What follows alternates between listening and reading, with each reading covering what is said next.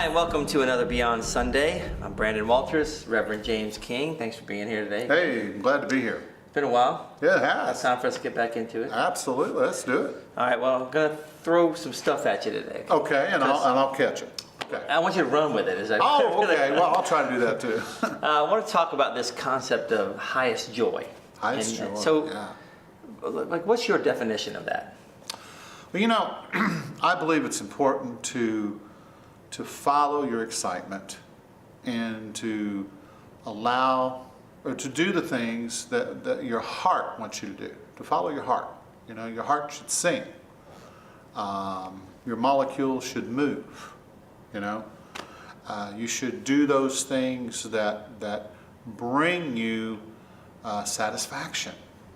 You know, a lot of times we've been trained and taught in our lives to live according to some kind of a sad sack mentality, you know? And we've been taught that everything we do is wrong and don't trust your own intuition, don't trust your thoughts, your ideas. And we've been brainwashed. And I believe that what we're really here to do is to follow our highest joy, to discover our highest joy, and to allow that to ever increase more and more and more, and to take us up that ladder of joy, and to gradually, incrementally allow ourselves more room to become happier, more fulfilled beings. I think our level of living is so far below what the divine spirit really wants for us. We do play in that limited system, don't we? We play very small. Yeah. We play very small. So how do we play bigger? I mean, it sounds, it's very fun and Yes. and theoretical, and Yes. I get it, but how do we do that on a very realistic and daily basis? Because let's say, you know, yeah, I want to do that, but this pays the bills right now. Right. Oh, How sure. do I get yeah. from here to there? Yeah. Well, what you do is you start wherever you're at. You start with whatever work you're doing, whatever hobbies you have, responsibilities you have, and you start to put energy and focus into those things. Because the divine mind follows our focus. Okay? The infinite intelligence focuses upon what you focus upon, and in the way that you focus upon it. So if you are focusing on misery and self-pity, Drudgery. and The stinking worry, day job. exactly, Yeah. and you're looking at those things as that, then the infinite intelligence agrees with you, because it's not going to contradict you. It's going to go with you in whatever focus that you have. And so the key is to put consciousness and awareness into everything that you do. And by doing that, you know, Einstein said that everything is energy. Why don't people quote him on that? Well, when you You say know? put consciousness and energy into Yes. everything, let's go a little more explanation into that. Okay. How does that? What does that look like? What does that feel like? What that means is when you're engaged in a conversation, you put your whole sense of awareness into it. Wait, you mean you're not supposed to be on your phone while you're talking to somebody? Is that? That's what's called the shotgun effect. A little here, a little there, and you never hit the target, you know? And so it's like, you know, most men are accused of not really being present with their significant others. And so, you know, we have to learn how to bring our awareness and our attention, because the idea of joy is that joy is a vibration. It's a very high vibration. And so we know that joy is that angelic vibration, okay? And it is the divine vibe, so to speak. And so the more that we can key into it and allow those energies inside of us to coalesce and to come together in a more blissful awareness of life, It's like animals have a bliss awareness. Dogs have it. They're just constantly, I mean, if you see a big dog with his head, sticking out of the window of the truck. Happy. Oh my goodness, he's got that nose and he's sniffing everything. I mean, we may not like the things that he's sniffing. Yeah. He's really, enjoying, but he is fully engaged in all of his senses. And that's something else that we need to learn to do, because we're not truly engaged. It's like Jesus said, they hear, but they don't hear. They see, but they really don't have eyes to see. And so what he was saying is we have physical eyes, but we are not fully engaged from within. We've got to put our inner resources into what we do, giving energy. This might be the best way to say it, is wherever I'm at, whatever I'm doing, to give positive energy to it. Does that make sense? It does. One of my favorite books is The Way of the Peaceful Warrior by Dan Millman. Yeah. And Good book. his Good movie mentor, too, by the way. I Yeah. didn't see the movie actually. It's great. I was afraid it might ruin the book part, but because I love the book and it's when I read it over and over. Yeah. And his guru, his mentor guy, he had done a gymnastics routine. Socrates. Yes. He had done a gymnastics routine or a trampoline routine, and he did it really well. And he's like, "So what'd you think?" He's taking the tape off his wrist, and the guy says, he's basically saying, "What are you doing? When you're doing that, do it. You got to take the tape off your wrist. Yes. Take the tape off your wrist." Exactly. And it was really interesting. Exactly. I know I don't do that. Like chew your food and just be Right, there and engage in it and really focus on it. yeah. I guess that's really, as much as anything, just present moment awareness. I mean, if you're focusing on something like that, you're there. You're not. That's right. Thinking about what could happen, what did happen, Exactly. stuff like that. Yeah, and that's the whole point. That's the whole real key of life. See, in our modern society, we've been trained to be multitaskers. The problem with that is that we scatter our energy, and then we end up becoming scattered after a while, and then we forget where we put the keys, we forget the appointment that we had, and we're saying, well, how did I forget that? And it's no wonder we've got our phones now that can tell us, beep, beep, Yeah. you have an appointment now. Oh man, I forgot all about that, forgot. Yep. And it's because we're not really paying attention. We're not engaged in our lives. And we can never discover the highest joy until we fully give ourselves to the practice of total immersion in life. Well, I remember reading something about, even if you don't love your job, put so much into it and do it so well Yes. that you become too big for it. Yes, yes. And then the universe will move you into something That's right. that fits you. And I imagine that would be true of a relationship or anything Oh, else. yeah, Just keep putting into it until, Absolutely. if it's not right, until you become too big for it and something better. Absolutely. And I know people who've experienced that. They outgrew the relationship or they outgrew the job. And sometimes people are let go and they're saying, well, what did I do wrong? You didn't do anything wrong. You just no longer fit that job because your vibration, your energy changed. And so your focus changed, and so the universe said, well, this is over here is what this is more toward your highest joy. That's what you asked for. Yeah. Exactly. Yeah. This is what you really want. And so, but what do? We act like Fred Flintstone, and we're banging on the door, and Wilma won't let us back in, and we're trying to get back to those closed doors, and we just need to turn around and look for those open doors and move through. And that's a hard thing to do. It is, because it's Yeah. such a safe, there's so much change involved. Yeah. That's a scary thing for most. Yeah. So how do we keep... But you have a right, forgive me for No, interrupting. it's good. Remember what you're going to I say. forget, it's already gone. Where are my keys? Where's my appointment? Is there an appointment? Where's my phone? Anyway. I need my phone. So, what was I going to say? You have a right. You have a right to course correct in any moment. In any moment. You can change the direction that you're going in at any moment. The key is not to be so, by being engaged in life, I'm not saying that you have to be emotionally attached to everything. this is my job and I've got to have this job. Don't do that to yourself. That's a setup for an upset. You know, it really is. Because when you become too emotionally attached to something, that's when you push it away from yourself. Because you're thinking about really the not having it. Absolutely. That's what you're focused on. Absolutely.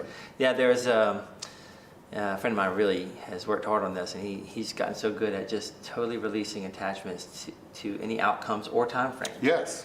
And the way things flow to him now, and like nothing upsets him. Right. You know, and I liken it to, you know, I've talked about this before, but when I tape an athletic event, a sporting event, my team wins, I already know it, but I hadn't watched, I want to watch it. Right. Oh, something bad happens, I'm like, it's no big deal, I know how this ends. Exactly. There's no stress at all, there's no discomfort, Yeah. it's like, no problem. This is, and I think that's kind of the mindset you have to get to, is like, I know I win in the end, I just don't know what it's going to look like. I don't know what the score will be, you know? I just don't know what it'll look like, and you just flow with it, because, you know, I guess our vision of what we want is sometimes very different than what the universe's vision of what what we need or what was best for us. Our vision, limited. We're the masters of limitation. That's what we've become. We're the masters at limiting ourselves and limiting each other. Well, you can't do that, you know. I mean, look how hard it was for, you know, the inventors to come out with the things that they did. And the reason it was so hard was because so many people did not believe that it could be done. Man can't fly, you know. Light bulbs, what are you talking about? You know, and now here we have little square cubes that we look in and we see the whole world, the whole universe. And the sum total nearly of human knowledge can be found on a little thing called Google, whatever that means, you know? And it's like, where do we go from here? Well, we're going to keep expanding. But sometimes it's almost as if some of our technology has gone beyond our creativity. Yeah, you know what I mean by that? Well, it limits our creativity. Yeah. We don't push that anymore. Yeah, I agree with you. And we need to keep moving forward. Yeah, I agree with you there. One thing I wanted to ask you too is about, you mentioned earlier trust, and trusting this inner knower, which is not easy when you haven't done it before. So how do you get from 0 to even 5 miles an hour on that? You know, you got to ramp up, but how do you even start to trust that? Because once you do trust and you see results, then it starts to, you gain some confidence that, oh, that's right. You know, I know that little voice is dead on, you know. But until then, it may sound a little off, you know, a little scary. Well, you're already at 100% trust in something, okay? And typically, for a lot of people, it's the negative. You know, it's the cynicism. Yeah. And so the key is to take your dial and just move it over to the positive side, and just say, and you have to start to affirm it. You know, and I love the word affirmation. You know, to firm up your beliefs. And so when you speak affirmation, you're doing a conscious commandment. You're consciously telling your subconscious, hey, this is our new belief. This is what I believe. I choose to trust my inner guidance. I choose to trust it. Now the thing of it is, your dial may not move at all the first time you say it. Right. So you have to put energy into your affirmation.